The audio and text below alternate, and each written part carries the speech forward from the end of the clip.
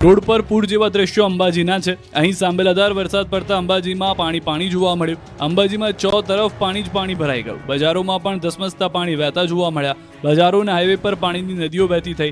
અંબાજીમાં કેટલાક વેપારીઓની દુકાનોમાં પણ પાણી ભરાયા। વેપારીઓએ મોટર લગાવી દુકાનોમાં ભરાયેલા પાણી ઉલેચ્યા। અનેક સોસાયટીઓમાં પાણી ઘૂસી ગયા।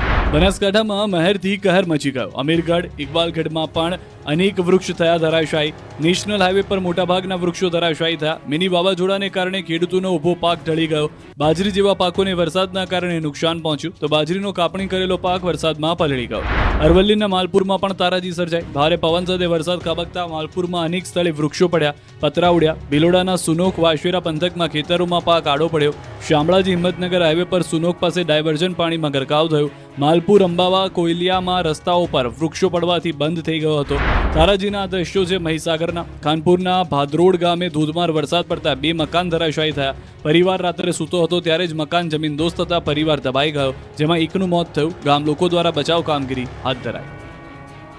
અડધી રાત્રે વરસાદે અમદાવાદને લીધું બાનમાં। વરસાદ રોકાયાના 8 કલાક બાદ પણ જળબંબાકારની સ્થિતિ, તંત્ર ઊંઘતું ઝડપાયું। અમદાવાદમાં મોડી રાત્રે વરસાદે સ્ટ્રાઇક કરતા અમદાવાદ મહાનગરપાલિકાના સત્તાધીશો અને અધિકારીઓ ઊંઘતા ઝડપાયા। આખું અમદાવાદ પાણીમાં ડૂબી ગયું। વરસાદ રોકાયાના 8 કલાક બાદ પણ વરસાદના પાણી રોડ પરથી નહીં ઓસરતા પ્રી મોન્સૂન પ્લાન પાણીમાં ધોવાઈ ગયો।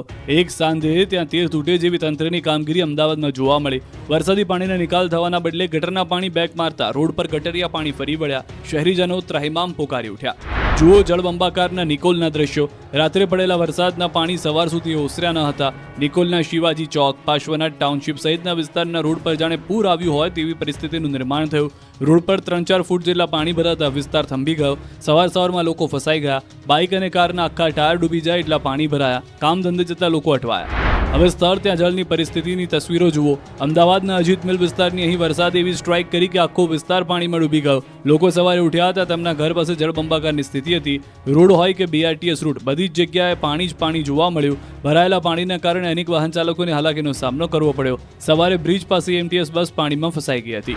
વરસાદે શહેરને એવું બાનમાં લીધું કે રોડ પર વાહનો તો ફસાયા, સાથે જ રોડ પર AMTS બસ પણ ફસાઈ ગઈ। પેસેન્જરોને લઈને જતી AMTS બસ પાણીમાં ફસાતા મુસાફરોના જીવ તાળવે ચોંટી ગયા।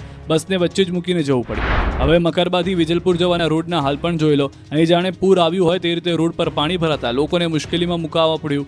1 ઇંચ વરસાદમાં જ આ વિસ્તારમાં જળબંબાકારની સ્થિતિ સર્જાઈ હતી।